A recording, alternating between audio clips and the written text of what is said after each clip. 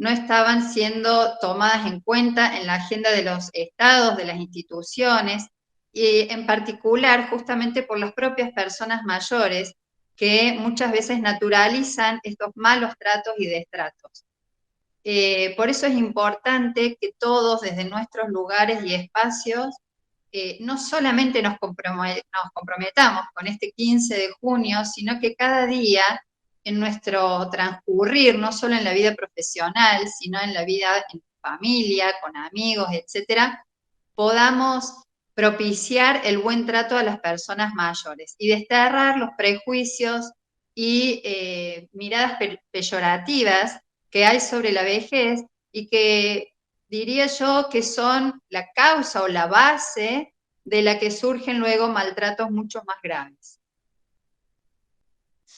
Yo les propongo que tomemos algunos conceptos particulares que nos da, en este caso, el artículo 9 de la Convención Interamericana sobre Protección de los Derechos Humanos de las Personas Mayores, que como ustedes saben, en el 2017 fue aprobado por nuestro país, por lo tanto, estamos obligados desde nuestros espacios profesionales y como ciudadanos a atender lo que dice esta normativa. En este artículo 9 define la violencia contra la persona mayor como cualquier acción o conducta que vaya a causar la muerte, daño o sufrimiento físico, sexual o psicológico de la persona mayor en cualquier ámbito, público, privado, familiar, social, etc. Y luego define algunos tipos, particulariza en relación al abuso financiero, patrimonial, maltrato físico, sexual, psicológico, explotación laboral, expulsión de su comunidad y todas formas de abandono o negligencia que tenga lugar dentro o fuera del ámbito familiar o unidad doméstica. Y entonces vemos aquí que la definición de violencia es bastante amplia, que particulariza en la situación familiar que se pueden dar, pero también lo amplía hacia la sociedad, hacia el ámbito donde transcurren las personas, tanto sean públicos o privados. Y yo les traje también la definición de malos tratos que hace también la propia convención, pero en su artículo 2, donde nos brinda muchas definiciones, entre ellas la de malos tratos, que habla sobre acción u omisión único repetida contra las personas mayores que le produzcan un daño a su integridad física, psíquica, moral y que vulnere el goce de los derechos humanos y libertades fundamentales. Fíjense que traje estas dos concepciones y definiciones, porque si bien la de violencia vimos que es una concepción amplia y que abarca muchas cuestiones, pero en la de malos tratos está también la palabra omisión. Y me parece importante detenerme un segundito en esto, porque las omisiones a veces las consideramos como olvidos, y no están tratados o dimensionados como un maltrato hacia la persona mayor. Y estas omisiones, por supuesto que sí generan daño y que deben ser consideradas como malos tratos. De hecho, uno de los autores, Moya Bernal, hace la diferencia en esto, en pensar a los malos tratos como las omisiones, teniendo en cuenta de que no solo es una acción de agredir, de dañar a la persona mayor, sino también el no hacer algo, por ejemplo, el no brindar los cuidados pertinentes, los tratamientos que corresponden, etcétera. Esas omisiones también deben ser consideradas malos tratos. ¿En qué contextos pueden darse estos malos tratos? Por supuesto, como veníamos charlando, desde el contexto más cercano e íntimo de la persona mayor y que durante muchos años fue considerado el mejor espacio para envejecer y para permanecer. No obstante, allí, en muchas oportunidades, suelen darse situaciones de violencia. Vamos a entender por violencia familiar cuando se dé entre parientes, consanguíneos o políticos por afinidad, dentro del ámbito de la familia o unidad doméstica, sean convivientes o no. Esto, por ejemplo, aquí en la provincia de Córdoba está regulado, por la ley 9283 y su modificatoria 10.400. También nos encontramos con la violencia institucional, que es cuando el destrato o la agresión proviene de un organismo público o privado o de su persona. Aquí entonces vamos a tener las situaciones que se dan en las instituciones totales, como puede ser una residencia de larga estadía para personas mayores, donde el personal de ese lugar pueda llegar a maltratar a las personas mayores, pero también se da en organizaciones del tipo ANSES, en un dispensario, en una institución de salud, recuerden que pueden ser privados o públicos, en un banco, en donde al entrar en contacto con las personas mayores son maltratadas verbalmente, generalmente, psicológicamente también, etc. A eso le vamos a llamar violencia institucional. Y luego, en una mirada aún más amplia, más macro, la violencia sociocultural, que es justamente esto que subyace en la mirada social, esta mirada peyorativa que hay y que la podemos encontrar en el ámbito laboral, en publicidades, en la televisión, incluso en nosotros mismos, si nos ponemos a problematizar nuestras frases cuando hablamos con amigos, con amigas, cuando decimos, hoy estoy sin ganas de salir, estoy hecho una vieja, bueno, ahí estamos reproduciendo un viejismo, una idea viejista, que es un concepto, el de viejismo, que acuñó Robert Butler, un psiquiatra de Estados Unidos, que se refirió a la discriminación que se hace a las personas mayores por su edad, a razón de su edad. Y entonces se las discrimina pensando, uniendo a la vejez con la enfermedad, con el desgano, con la discapacidad. Entonces empiezan a surgir estas frases que tanto hemos naturalizado, como las que les digo, me duele algo, ya estoy hecha una vieja, no tengo ganas de salir, es porque estoy vieja.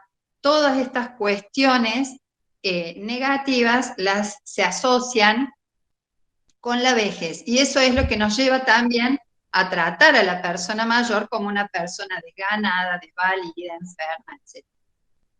Por eso es importante que quienes trabajamos con personas mayores podamos problematizar primero estas subjetividades, estas cuestiones internas, estos conceptos que hemos internalizado y naturalizado desde pequeño, desde nuestra infancia, y que hemos reproducido en nuestra familia y en nuestros ámbitos. Y que, por supuesto, las personas mayores también han naturalizado y también las reproducen.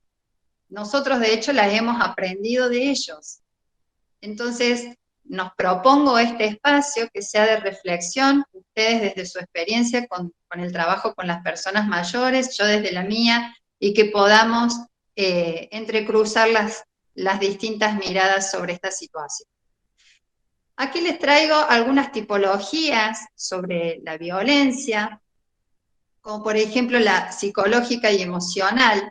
Ustedes saben que las tipologías de violencia generalmente no se dan de un solo tipo, sino que se dan de manera conjunta, y la violencia psicológica suele estar presente con cualquiera de las demás. Es la que se reproduce mayormente en los tres contextos, en los distintos ámbitos que acabamos de ver. Y por supuesto que produce un daño irreparable en la persona mayor, afecta su autoestima, afecta la concepción de sí mismo y empieza a sentirse incapaz, a desconfiar de sus posibilidades, de sus capacidades, etc. Por lo tanto, debemos prestar atención a este tipo de violencia psicológica o emocional. También tenemos la física, ¿sí? Cuando se le hace daño al cuerpo de la persona a través de golpes, desamarreos, quemaduras, etc. La sexual, si bien no es muy trabajada, pero desde el ámbito en el que estoy, desgraciadamente se ven casos de violencia sexual hacia personas mayores, por parte de sus hijos, por parte de sus exparejas, por ejemplo. Hay una concepción a veces de la vejez como asexuada, y también podríamos pensar entonces que la limitación o prohibición del que muchas veces los hijos hacen sobre la sexualidad de las personas mayores afecta el desarrollo pleno de la persona, por supuesto, ¿no? Entonces allí tenemos, fíjense, por acción o por omisión, cómo afecta la sexualidad de la persona mayor. También encontramos la violencia patrimonial y económica, muy frecuente, sobre todo en lo familiar, pero también vemos estas estafas que se realizan, el cuento del tío, hacia personas mayores para tratar de sacar provecho de, sobre todo, las personas que se encuentran en alguna situación de vulnerabilidad, que se encuentran solas en sus casas. También el aislamiento es una forma de violencia que generalmente viene luego de las otras violencias, ¿no? Como una forma de enmascarar, de encubrir la reproducción de las otras violencias. Entonces el perpetrador de violencia busca el aislamiento de la persona mayor, como también la propia persona mayor se aísla por vergüenza. Encontramos también la privación de alimentos, de medicamentos o tratamientos médicos, el abandono que puede ser en una institución, si bien la persona mayor puede encontrarse atendida y con sus necesidades básicas atendidas, encontramos un abandono afectivo, simbólico, de la familia hacia la persona mayor. Incluso en la propia casa, la persona mayor puede sentir esta situación de abandono cuando lo van relegando al último rincón de la casa, al más oscuro, etc. La sobremedicación también es una forma de violencia. Encontramos que hay personas que sobremedican a las personas mayores a los fines de que no sean demandantes, que no les estén pidiendo atención, que estén dormidas, que permanezcan la mayor parte del tiempo sedadas. La sujeción física también es considerada maltrato cuando eso le provoca un daño a la persona mayor. En mi caso, he visto en algunas viviendas las camas con cuerdas para atar. He visto a la persona mayor atada en su cama, con lastimaduras en sus muñecas, en sus tobillos, por mantenerlas atadas, y la familia a veces lo fundamenta desde el cuidado. No obstante, en realidad vemos que ese cuidado le está haciendo daño, por lo tanto, por supuesto que esto es una forma de maltrato y que hay que buscar otras formas, como poner barandas a las camas, etcétera, que no le provoquen un daño a la persona. Y puse otras porque siempre vamos viendo distintas situaciones como más particulares, y entre estas pensaba las omisiones de las que hablábamos al principio, que por supuesto generan un daño irreparable muchas veces, incluso hasta pueden terminar con la vida de la persona mayor. Bueno, aquí yo les voy a contar, les voy a compartir algunos indicadores que nos sirven para poder diagnosticar si la persona mayor se puede llegar a encontrar en situación de violencia familiar. Y los he agrupado en indicadores que vemos en la persona mayor, en indicadores que vemos en las personas que cuidan o que acompañan a la persona mayor, y en indicadores que podemos observar en las instituciones que alojan a personas mayores. En primera instancia, entonces, los indicadores que podemos ver en la persona mayor. Antes de entrar en esto, quiero hacer una aclaración, que por supuesto estos indicadores deben ser tomados de manera concatenada.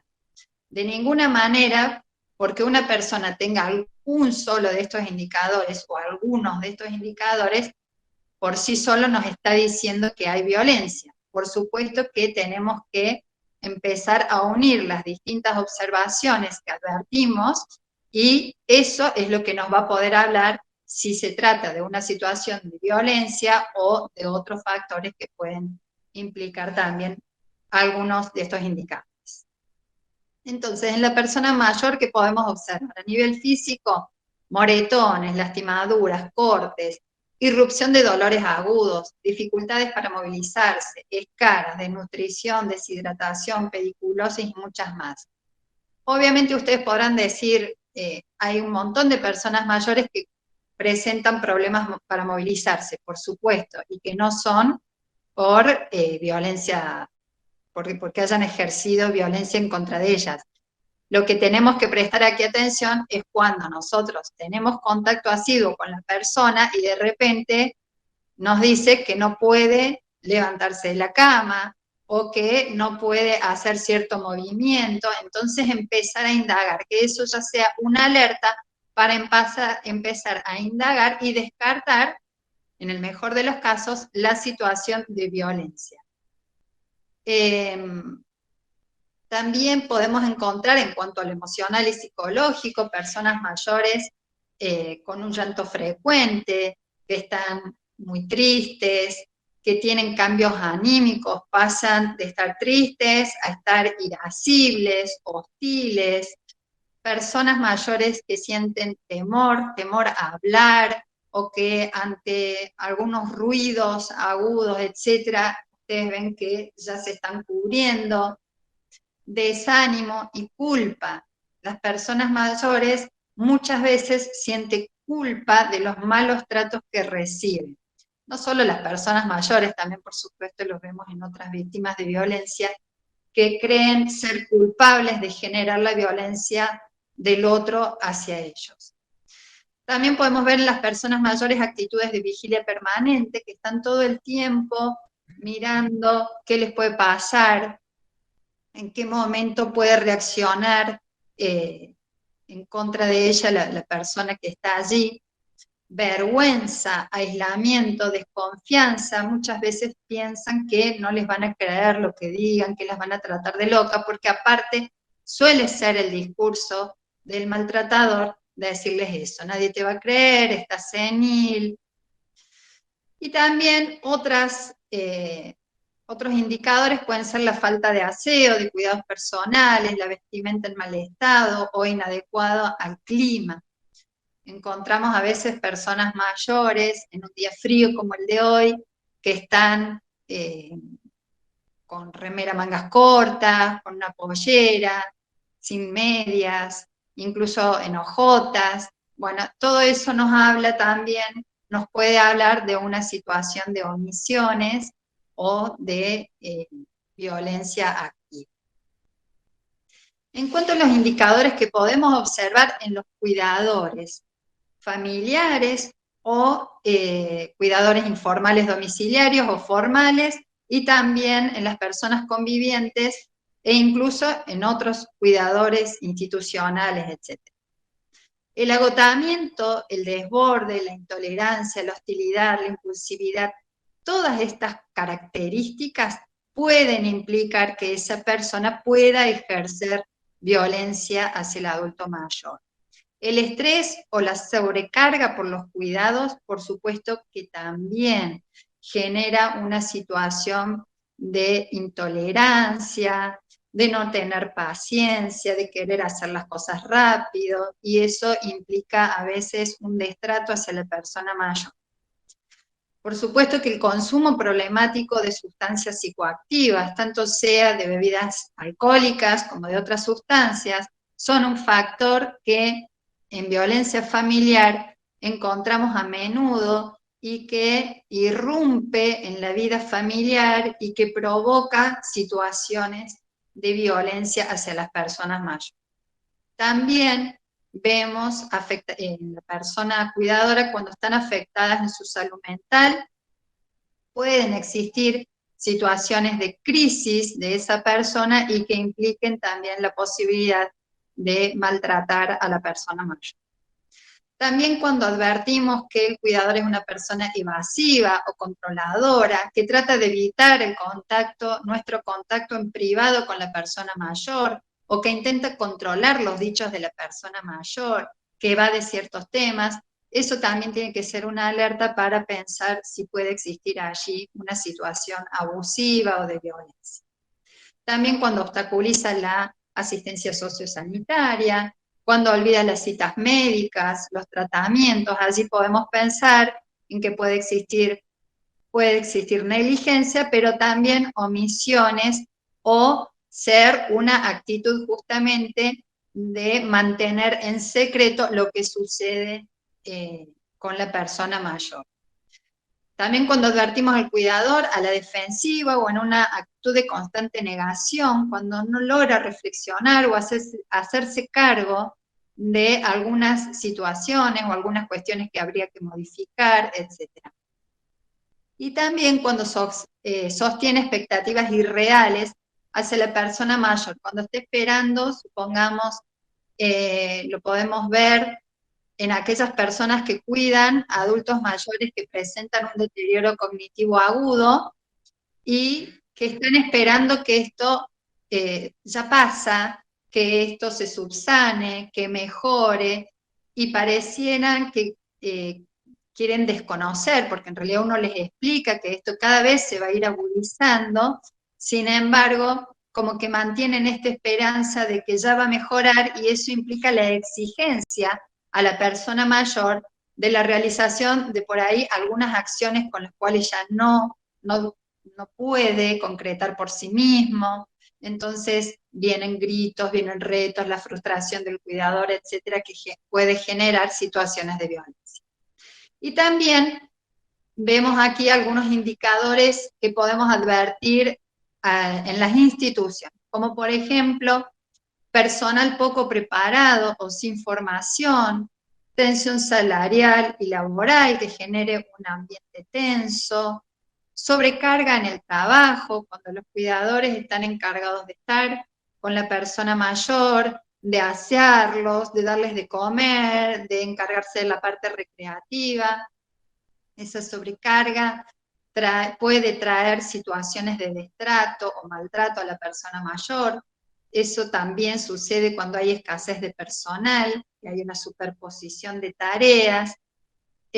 También lo podemos advertir en la estructura física de la institución, cuando no está adaptada a las necesidades de las personas mayores, en indicadores también de falta de aseo o de higiene del lugar, y también en la falta de lugares privados para revisaciones médicas, para el aseo. Esto también lo vemos en los hospitales, por ejemplo, sobre todo en las terapias intensivas, algo que los gerontólogos solemos hablar, en donde la persona está sin ropa y por ahí parece que hubiese perdido el pudor, sobre todo en las personas mayores, los cambiamos sin problemas, sin pedir permiso, sin atender que no haya otras personas en el espacio. Eso también puede generar un daño emocional, psicológico a la persona mayor. Bueno, vamos a ver ahora cómo podemos prevenir esta reproducción de malos tratos y abusos hacia las personas mayores. Yo propongo que la capacitación o la educación es un punto fundamental. La educación desde la niñez, desde que son pequeños, en el buen trato a la persona mayor es fundamental. Y nosotros como profesionales, como personal que está atendiendo a personas mayores, debemos capacitarnos, por un lado, para propiciar la ruptura de la reproducción de viejismos, de estas ideas viejistas que hablamos al comienzo, los cuales reproducimos sin darnos cuenta, incluso con buenas intenciones, pero que estamos produciendo un daño. Cuando hablamos a las personas mayores diciéndole abuelita, el nonito, el abuelito, allí estamos dándole una carga subjetiva que en la persona mayor puede ser ofensiva. Hay personas mayores que han estado muy activas, que de repente sufren un ACV, quedan con importantes secuelas, un fuerte deterioro, y que se ven de repente tratadas de manera infantil, este infantilismo de las personas mayores, y no pueden creer cómo hasta hace tiempo atrás eran personas tan activas y respetadas, si se quiere, y ahora lo tratamos del nonito, del abuelito, bueno, esas cuestiones que lo hacemos sin darnos cuenta y, como digo, con buenas intenciones, son cuestiones que debemos empezar a modificar. Propongo, por supuesto, que la formación gerontológica desde una mirada ecológica y amplia, como decía Martín al principio, no hay que volver a esta idea biologicista, hay que poder mirar a la vejez desde todas sus aristas, y esta pandemia no tiene solo que ver con un virus que afecta a las funciones de distintos órganos o al cuerpo humano en general, sino también a las emociones, y se está comprobando que afecta mucho a las emociones, a la situación psicológica de las personas, incluso cuando no se padece el virus, es decir, en esta situación social en la que estamos, con temor a contraer el virus, en la que estamos aislados, y sobre todo las personas mayores que han sido fuertemente aisladas y hasta por momentos limitadas en muchos de sus derechos. La idea también es reconocer a la vejez como diversa y heterogénea. Es un error pensar que todos los viejos y viejas son iguales. Cada uno sabemos que en nuestro curso de la vida nos vamos diferenciando, entonces a mayor edad, mayor diversidad, por lo tanto debemos tratar con particularidad a cada persona mayor.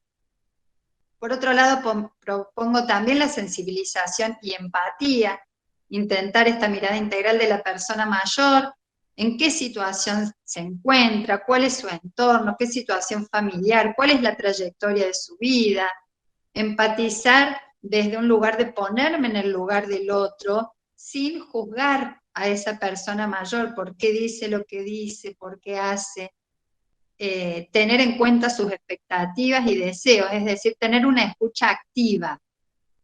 Y, por supuesto, cuidar a quienes cuidan.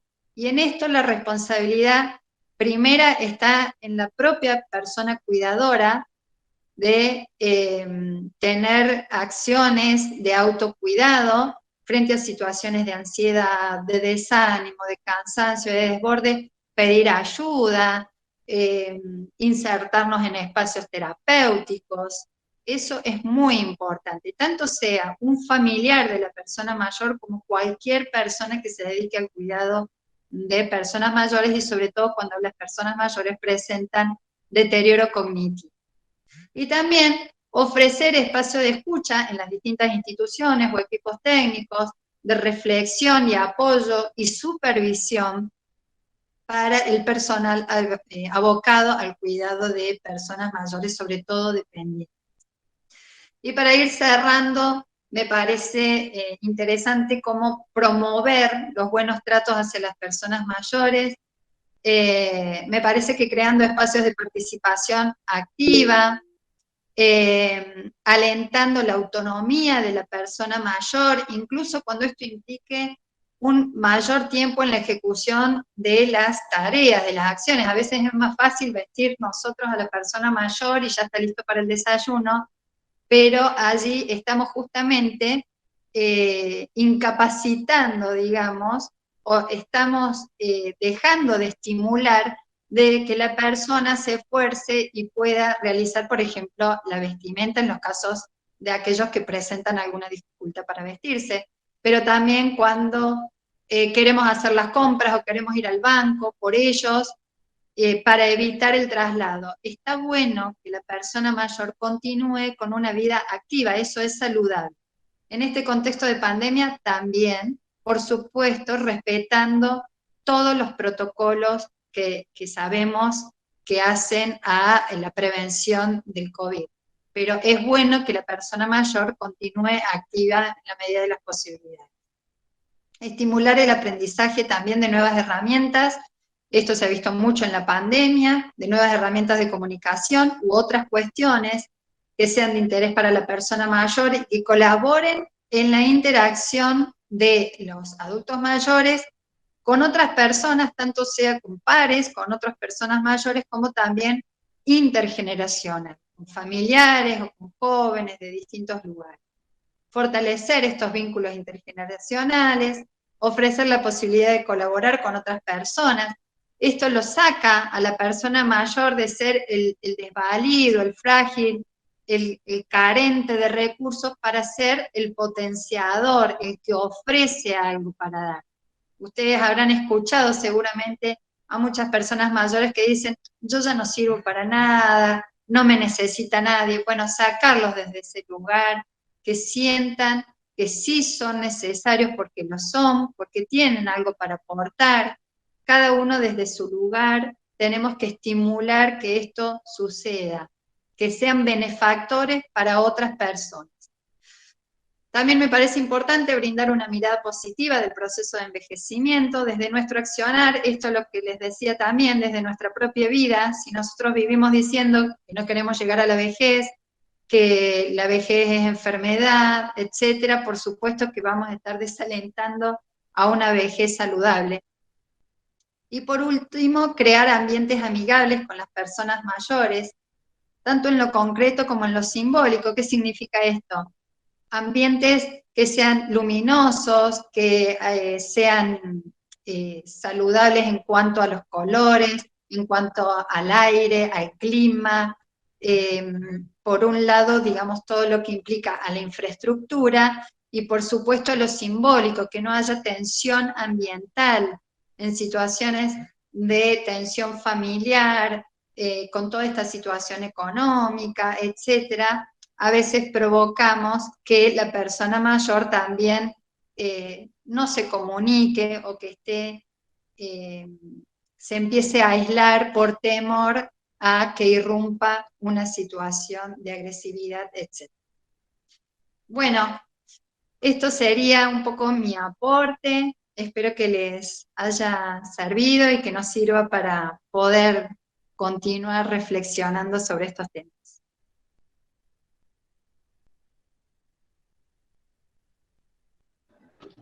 Bueno, Patri, muchísimas gracias. La verdad que excelente tu exposición. Cada vez que están estos espacios yo me repienso en lo profesional, el lugar que nos toca, ¿no? Eh, no quiero intervenir primero, estoy viendo algunas preguntitas que hay por aquí y le pido a los que quieran participar con alguna duda, alguna experiencia, que lo puedan trasladar. Dice Nancy aquí, si existe el hogar de día, un espacio de encuentro del adulto mayor, si se recuperara nuestra ciudad. Qué tema, ¿no? Con esto de la pandemia nos ha sucedido de que muchos de los espacios que eran para mayores, muchos de los espacios, y digo centros de jubilados, digo hogares de día, digo clubes, se cerraron con una cuestión preventiva para que los adultos mayores no se contagien. Entonces, es un tema muy vidrioso que no estamos pudiendo resolver, donde ahora a los adultos mayores tenemos que llegar por medio de la virtualidad con todo. Juntar mayores por las dudas se enfermen y se muera alguien, disculpando el extremismo, es algo que todos los que trabajamos en los servicios de salud y en vejez no estamos pudiendo resolverlo, o no estamos pudiendo tomar las decisiones que nos encantaría, que los viejos vuelvan a estar socializándose, ¿no? Con todo lo que la contención significa. No sé si ahí, bueno, Nancy, puedo resolver tus preguntas. Hay otra preguntita ahí que hace Pato, dice, poder llevar a la comunidad en hacerse cargo de las veredas intransitables para los mayores, ¿no? ¿Qué opinas, Pato, en cuanto a esto, que habla de la accesibilidad institucional y de la ciudad, ¿no? Sí, por supuesto, la verdad que eso tiene que ver con un destrato a nivel social, institucional, y por supuesto que todas estas acciones, por más pequeñas, que ahora somos un puñado de personas en todo lo que es Córdoba y Argentina, pero desde nuestros espacios podemos hacer hacer llegar estas situaciones, de que las veredas en mal estado, de que las instituciones no son accesibles a personas con alguna dificultad motriz, sean personas mayores o no. Por supuesto que tiene que estar en la agenda pública y también en la privada, porque fíjense que hay espacios privados que tampoco se fijan en la situación de accesibilidad para todas las personas. Así que, por supuesto que hay que intentar modificar esto y que sea una ciudad amigable para todas las personas. Desde lo que decías antes respecto a los centros de día y a esta virtualidad con las personas mayores, por supuesto que me parece muy importante que alentemos a las personas mayores al uso de la virtualidad, y también hemos visto en este año y pico que llevamos de pandemia una generosidad, podríamos decir, intergeneracional, en donde los jóvenes se han acercado mucho a personas mayores de su comunidad, de sus barrios, para colaborar. Y esto me parece que es súper valorable y que es una cuestión positiva, nuevos vínculos que se han sucedido en este contexto de pandemia. Y es algo positivo que debemos rescatar, esta solidaridad intergeneracional de vecinos jóvenes que por ahí solo saludaban a una vecina o vecino mayor, y ahora se ha generado todo un contacto de colaboración y que ya empieza también a traspasar eso y a ser una compañía para la persona mayor en su contexto más cercano. A ver, Nancy, a ver, te voy a sacar, te voy a poner, si quieres poner tu micrófono, Nancy, porque quieres hacer una preguntita. Sí, buenos días. Pertenezco a la Pastoral de la Salud de la parroquia de acá de Jesús María. Nosotros, bueno, en este tiempo de pandemia, desde que comenzó, no lo hacemos. Llevamos normalmente la comunión, ya sea a las viviendas privadas o a geriátricos o hogares. En esto de poder estar en contacto con ellos, eso que usted reflejaba, Patricia, hablarle del abuelo, creo que es una forma que se utiliza porque por ahí se hace más difícil acercarse al otro y decirle como cuando nos presentamos. Yo sé que usted se presentó con su nombre, que su nombre es Patricia, y yo pongo mi nombre acá, y llamarle al otro como persona. Algo que nos enseñan, que es en el encuentro con el otro, ya sea un niño o un adulto mayor, preguntarle su nombre, identificarse uno y poder hacer un trato amigable en el encuentro personal con el otro. Parte es por ahí de irnos reconociendo. Y esto que de las veredas que le contaba, que ponía, es lo que yo viví con mi mamá. Ella estaba con sillas de ruedas y bueno, era ir por la calle, con el peligro que lleva ir por la calle porque hay vehículos. Actualmente conozco adultos mayores que tienen su domicilio, pero que no salen ya al oscurecer, porque las veredas de mi ciudad, Jesús María, que es mi ciudad, son intransitables. Alguna vez un intendente solicitó que quisiéramos tomar conciencia, pero no solamente por las personas, los adultos mayores, la mamá con cochecito, los niños con síndrome de Down, que no saben por ahí bajar a la calle o el peligro que corren, los niños normales de nuestro barrio, o sea, y hacerlo por ahí, los que estamos acá tenemos un contacto, pero el poder hacerlo, ampliarlo en la ciudadanía, para que tome conciencia de las dificultades. Yo también, de noche, elijo la calle y no las veredas, porque no tenemos esa empatía que decía usted de ver. Y los espacios, sí, eh, estamos en pandemia, pero sería bueno irnos preparando para que cuando se vuelva a la normalidad, poder tener espacios de reunión. A mí, cuando hace muchos años, no sé, empezó allá en Córdoba Capital, el hecho del lugar de los hogares de día, porque no es lo mismo, cuando mi mamá estaba acá en casa, había adolescentes, niños, y no es el mismo espacio de conversación, no es el mismo, por ahí es mucho bullicio, y un momento, aunque sea un horario que puedan conversar, creo que cambiaría, porque a veces creo que se vuelve traumático para toda la familia el no tener en la ciudad un espacio así en donde puedan estar, no para ir a vivir, porque por muchos conozco gente que tiene en su casa, no quiere ir a un geriátrico, no porque sea de mala condición, sino porque quiere tener la cercanía con su familia.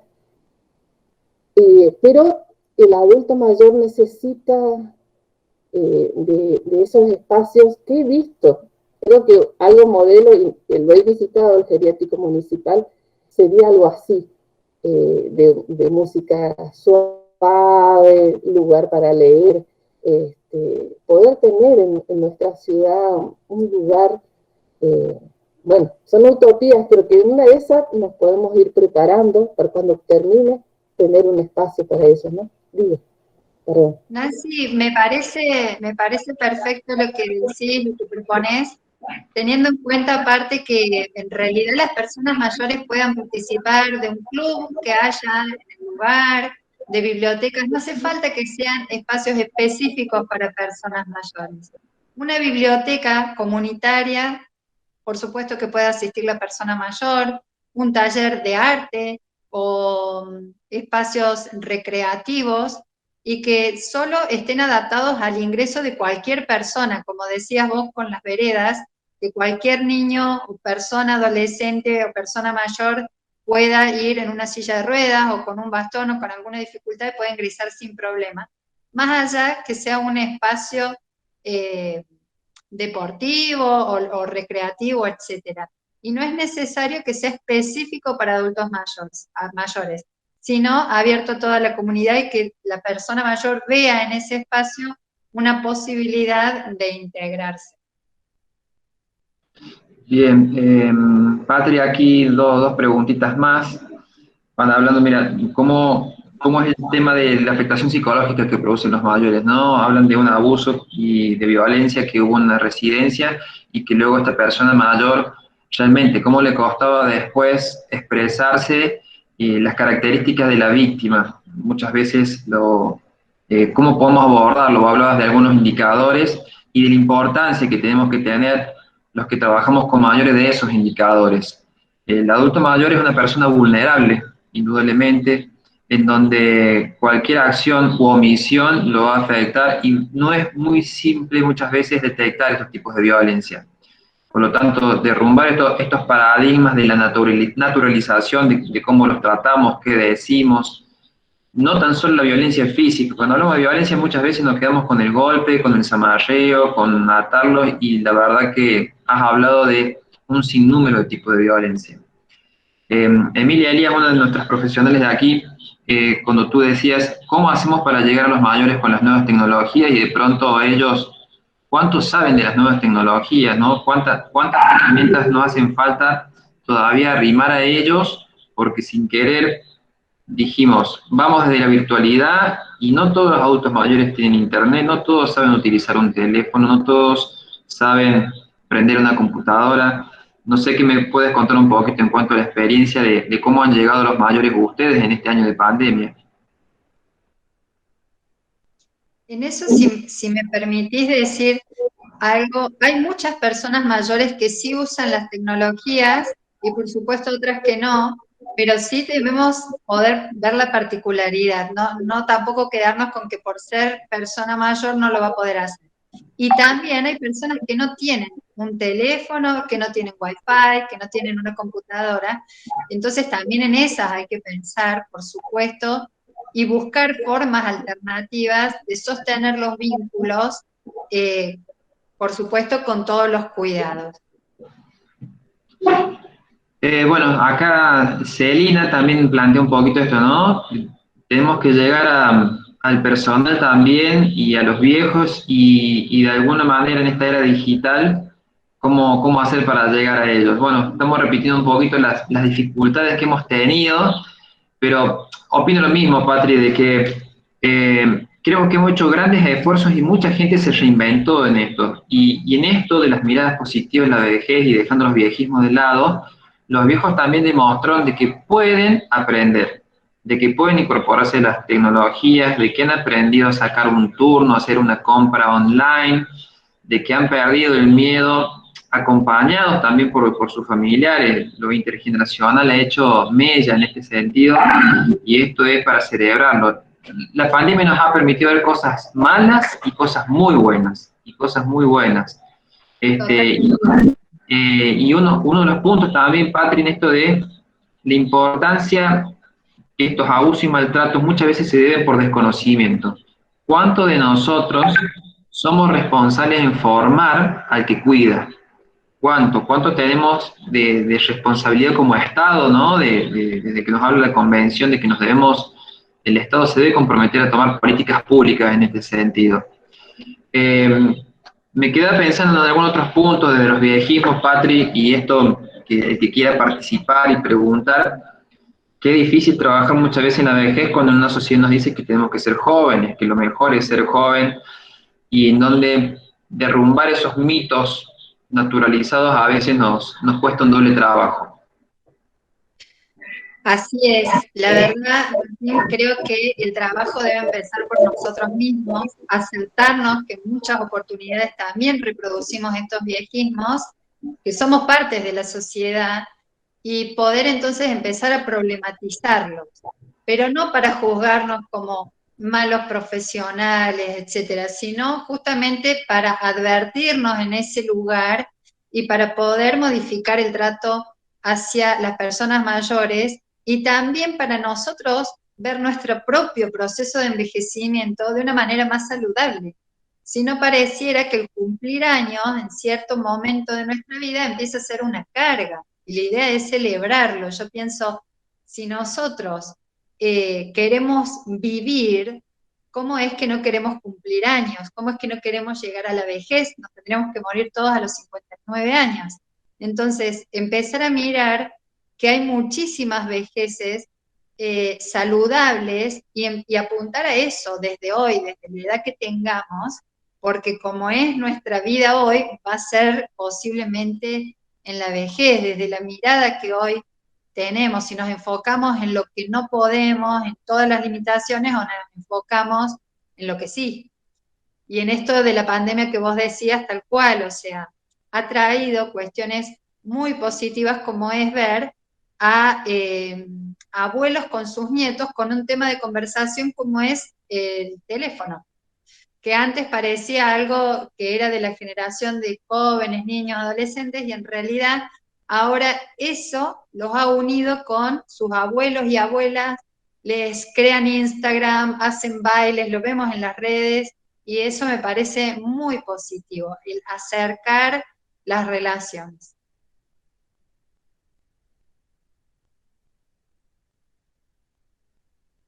Ahí está. Patri, bueno, estamos viajando un poquito por muchas realidades.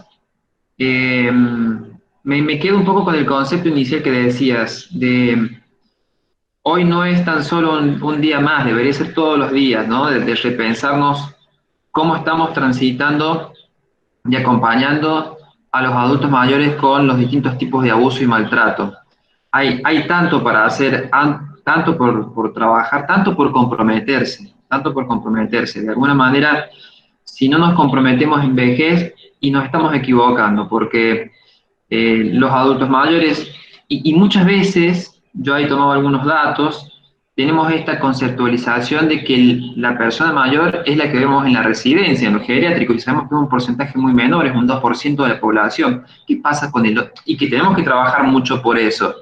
Pero ¿qué pasa con el otro 98%, no? qué pasa con ese pool de mayores que son independientes, que tienen una vida social muy buena y de pronto también nosotros los juzgamos y hacemos un tipo de maltrato de manera general. Me quedo pensando en muchos conceptos y quería preguntarte, Pati, desde tu experiencia, sé que por ahí tocan las partes duras, ¿no? Que llegan a todo esto, eh, ¿cuáles son los tipos de abuso y maltrato tal vez más frecuentes que tú ves? ¿Cómo puede hacer la gente para denunciar tal vez, que tiene muchas veces miedo porque esta sociedad juzgativa que tenemos muchas veces no les permite involucrarse y que de alguna manera vos puedas decirnos algunos tips, ¿no? Para poder acompañar a los mayores y a la familia también. Bueno, yo ahí les acabo de pasar un 0800 888 98 98. Esa línea es de atención y denuncia de situaciones de violencia familiar. Está a las 24 horas, pueden hacer denuncias anónimas y es para cualquier tipo de violencia de género, violencia hacia personas mayores, violencia familiar en general. Así que me parece re importante esto, Martín, que lo hayas preguntado y que lo hayas traído, porque yo ya me estaba olvidando de dar este dato, y es un dato no menor en este día tan particular de la defensa, si se quiere, de los derechos de las personas mayores, así que allí queda ese dato importantísimo. Y algo más me habías dicho, aparte del... la tipología de violencia. Bueno, yo hice una investigación para mi tesis de maestría en el año 2017 de las causas judicializadas por violencia familiar, en donde del total de las denuncias, un 13% eran con personas mayores, tanto denunciadas como víctimas. No es menor ese dato, un 13% es muchísimo. Y el perfil de la víctima era una mujer, eran mujeres, sabemos de la feminización de la vejez por mayor expectativa de vida. Estas mujeres eran viudas y que vivían con un hijo varón. Ese era el mayor porcentaje de mujeres víctimas, tenían como estas características, o sea, eran mujeres entre 60 y 69 años y que vivían con un hijo varón. Los tipos de violencia que denunciaban eran en general psicológica, emocional y física. Después, eso es lo que dice la denuncia. Después, al momento de interactuar ya con las personas y con la familia y de abordar la situación, nosotros como equipo técnico, el juzgado en todo su proceso, también aparece muchísimo la violencia patrimonial. Incluso diría yo que es fundante en muchos casos los intereses que tienen los hijos en los bienes de sus padres, que empiezan a haber procesos de agresividad y violencia en familias donde antes no había, y sobre todo fíjense cómo pone en mayor vulnerabilidad la cuestión de la viudez de la adulta mayor, porque esto suele presentarse a raíz del fallecimiento del padre, del hombre, en donde la mujer queda sola y entonces muchas veces vienen hijos a decir que la mamá no esté sola y ahí empiezan a avasallar los derechos ya de la propiedad sin la voluntad de la madre o con una voluntad que cada vez, digamos, tiene que ir cediendo para no provocar situaciones de tensión, terminan a veces en el departamentito del fondo, comiendo solas. La otra vez escribí un informe donde la persona no tenía lugar en la mesa.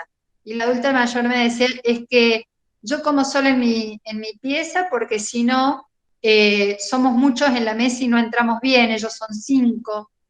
Fíjense en lo simbólico, cómo va a afectar a la subjetividad de esa persona mayor el ser desplazada en su propia casa, de su propia mesa. Por supuesto que la adulta mayor lo naturalizaba y trataba de justificarlo, pero esas acciones pequeñas, afectan muchísimo la autoestima y la situación emocional de la adulta mayor. Y sola se va relegando y se va aislando. Entonces, bueno, la verdad que te podría decir que la mayor tipología de violencia son esas tres. sobre todo la psicológica y la emocional. Para mí la patrimonial está en un segundo término, pero lo que pasa es que no es visibilizado como tal. Los hijos se creen con derecho sobre los bienes de los padres, o también ven a la persona mayor como incapaz de manejar sus bienes. Y esto lo vemos en cualquier sector, de pobreza o de riqueza, y en todos los sectores medios. A la persona mayor que solo recibe la jubilación ama de casa, que se le quiere sacar, o que vive toda una familia con ese ingreso paupérrimo, y también en sectores de mayores ingresos, donde los hijos se están repartiendo o se quieren repartir los bienes de las personas mayores, o donde quieren sacar poderes para que el adulto mayor ya no tenga capacidad, digamos, de administrar su dinero. Incluso llegan solicitudes de incapacidad del adulto mayor, que por supuesto no son tales por el solo hecho de la edad. En realidad la incapacidad no tiene que ver con la edad, sino con una imposibilidad funcional, digamos, de acuerdo a la situación neurológica, etcétera, ¿no? Pero son esos más o menos los tipos de violencia que más veo.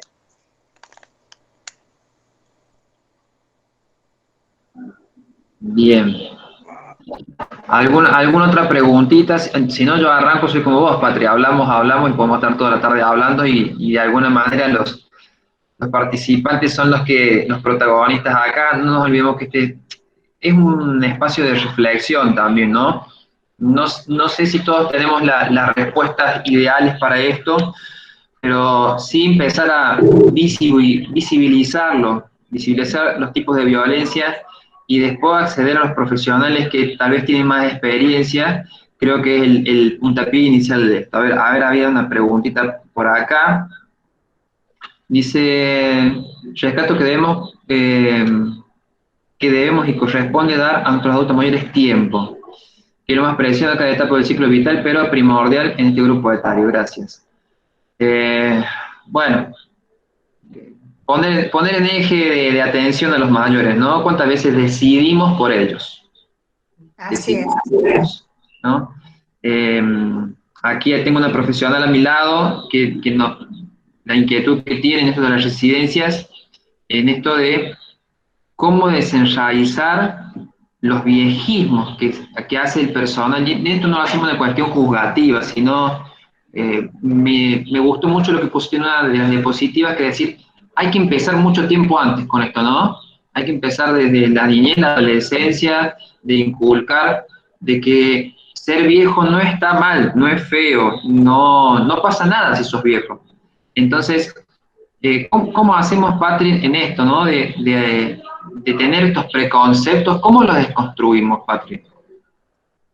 Mira, Martín, la verdad que pienso que desde nuestro ejemplo, a nosotros que ya tenemos cierta edad, posiblemente nos pueda costar un poco más, pero me parece que nosotros con nuestros hijos y con alumnos, con vecinos, vecinas que tenemos de distintas edades, debemos mostrar que hay muchas vejeces y que la vejez, yo suelo hacer un ejercicio cuando hablamos sobre viejismos en algunas charlas, que es al principio, cuando uno inicia, ¿cuál es la imagen de vejez que se te viene? Si alguien dice viejo, vieja o vejez, ¿qué se te viene? Y generalmente describen una persona encorvada, con dolor, en silla de ruedas, haciendo así.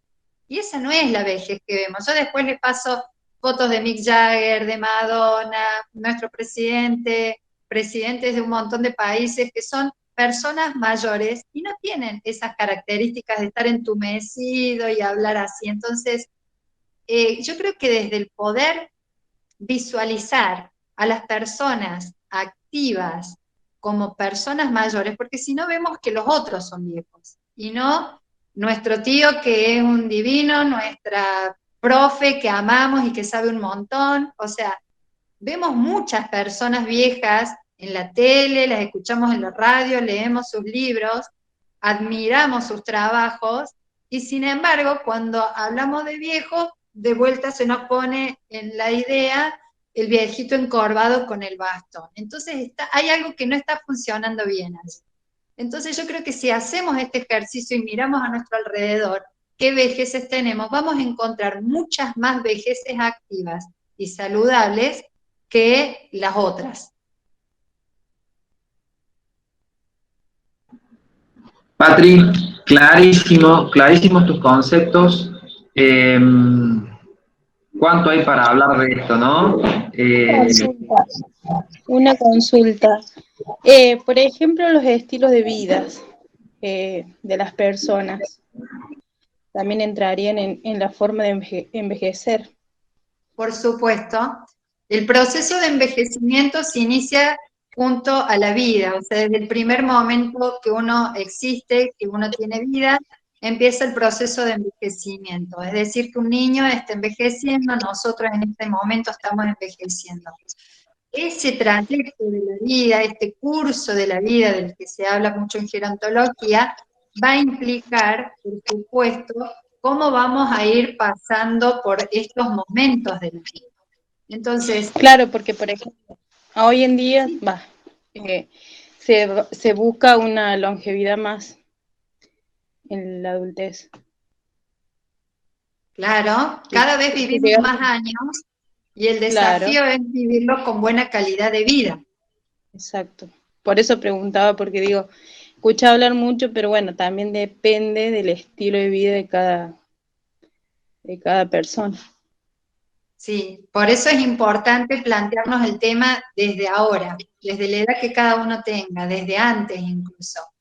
Claro, Cuando sos niño y te preguntan qué querés ser cuando seas grande o en la adolescencia, y entonces empezás a pensar si vas a querer, no sé, vender algo, estudiar, dedicarte a qué, a la música. Bueno, nosotros también tenemos que pensar cómo queremos ser de viejos. Y si queremos ser la persona que está tejiendo para los nietos, está muy bien. O si queremos ser la persona que está corriendo una maratón o que se tiró en paracaídas para vivir esa experiencia. O sea, en realidad no está claro, ni bien ni mal, sino son por eso digo elecciones. que la alimentación, el inculcar eso, la buena alimentación, la actividad física, el trabajo con adultos y, por ejemplo, siempre estoy estimulando a eso, al tomar el agua, al que muevan las piernas, los pies, no sé, porque es estimulación también.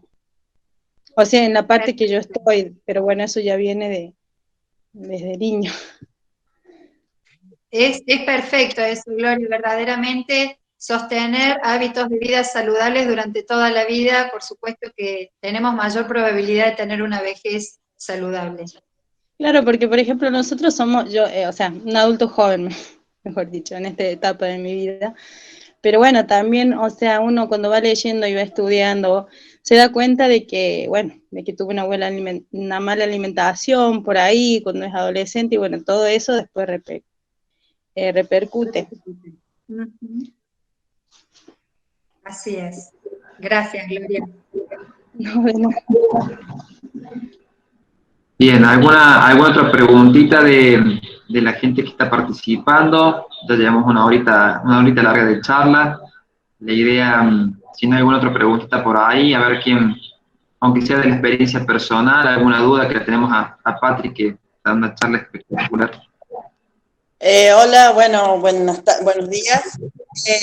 Yo quería hacer una pregunta. Ahí la licenciada Patricia puso un número de teléfono al cual uno puede llamar para denunciar.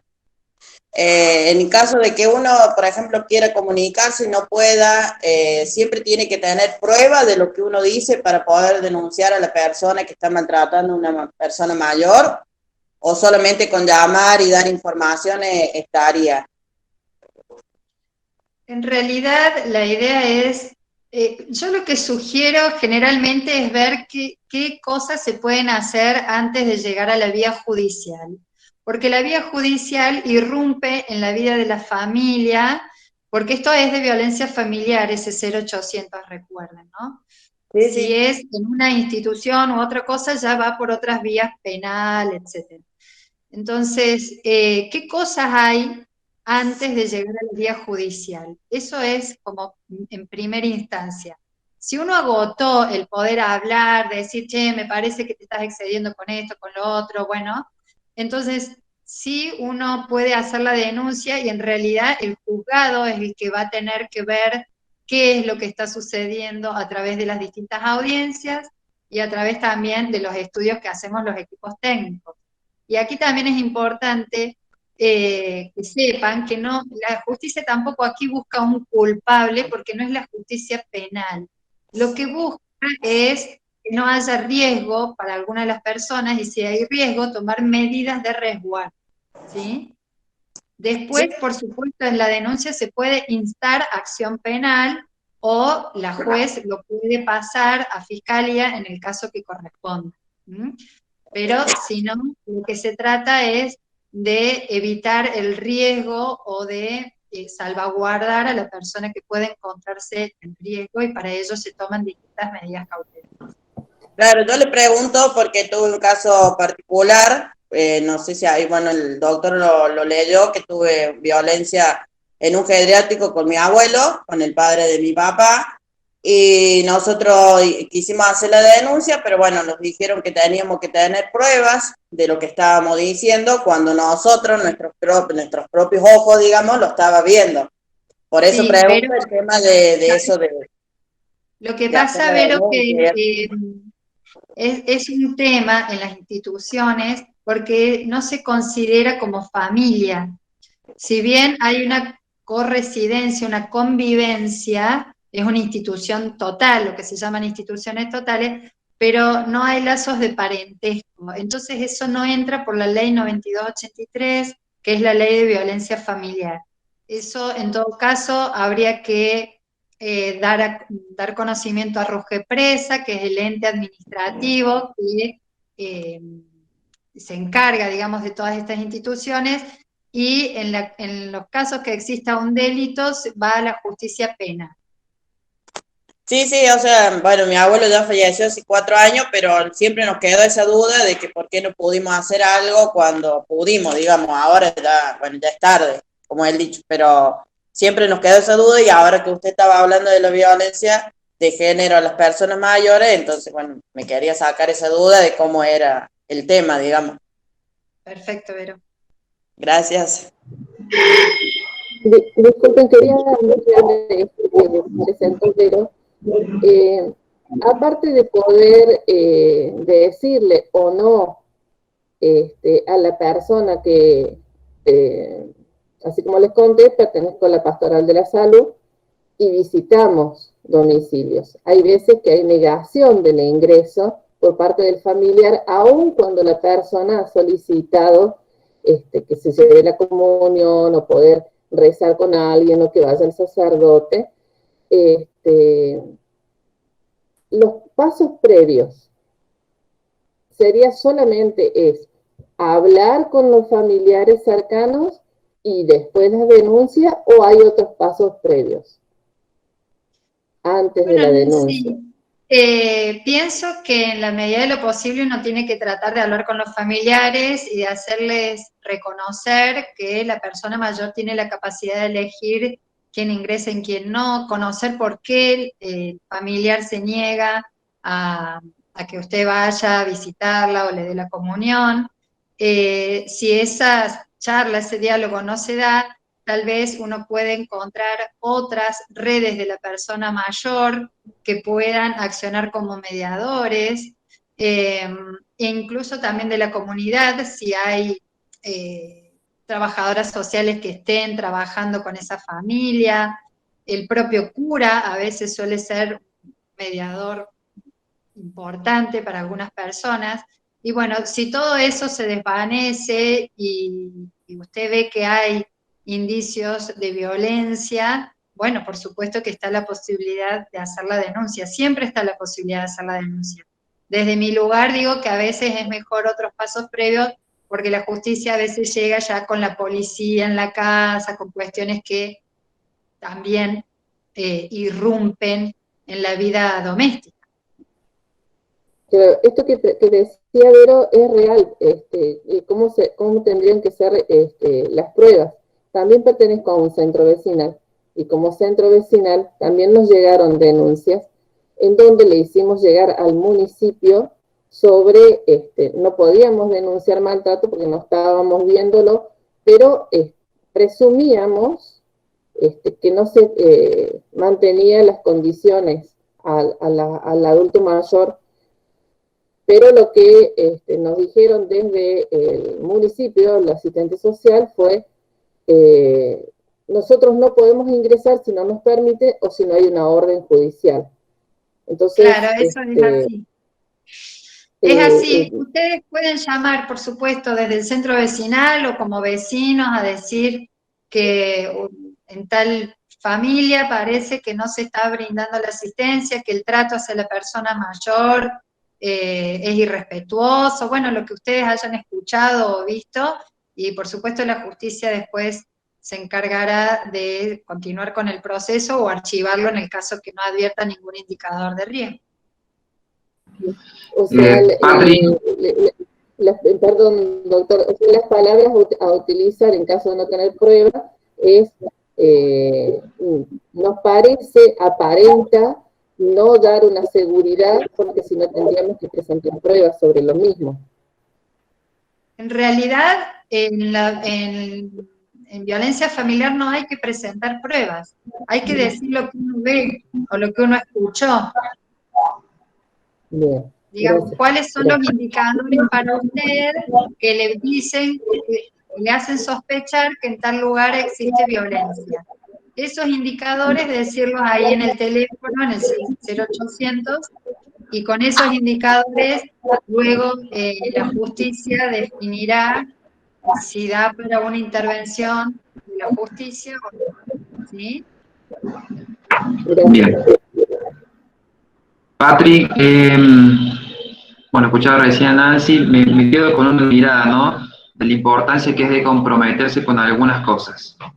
Creo que pasa por ahí el principio. Después, todos los mecanismos que hay en el medio y que sabemos que son muchas veces como uno, como uno quisiera, pero no lo podemos resolver con la inmediatez y con las herramientas que tenemos, pero siempre hay buenas voluntades, hay equipos técnicos que trabajan en esto, pero es importante que la gente se comprometa. Esto creo que es el mensaje. Si no nos comprometemos, difícilmente llegamos a realidades que hemos repetido mucho la palabra, la naturalización de las violencias en las personas mayores. Entonces, si podemos sacar ese velo y la manera es de que todos podamos comprometernos, es la forma, por ahí comenzamos. Patri, llevamos 1 hora y media de charla, me parece de que se nos ha extendido el tiempo por una cuestión de lo enriquecedor que es. Yo te agradezco el compromiso. Refuerzo nuevamente la importancia de generar estos espacios y, como decimos al principio, que no sea únicamente hoy el día en que pensemos esta realidad, que sean todos los días, que todos nos podamos comprometer, que todos podamos preguntar, que todos tenemos un adulto mayor a nuestro alrededor, que nosotros vamos a ser mayores y tenemos que pensar en esa calidad de vida, y no olvidarnos de que los adultos mayores tienen derechos. Si empezamos también por ese principio de los derechos, indudablemente el trayecto y el transcurrir va a ser más simple. Patri, te dejo 2 palabritas de cierre, así te puedo despedir y agradecerte indudablemente. Bueno, solo también palabras de agradecimiento, sobre todo por la invitación y por generar estos espacios que siempre son favorables de intercambio, de escucharnos en las distintas experiencias, y bueno, ojalá que haya sumado y quedo a disposición para lo que necesiten. Muchas gracias. Bueno, muchísimas gracias a todos. Hasta luego.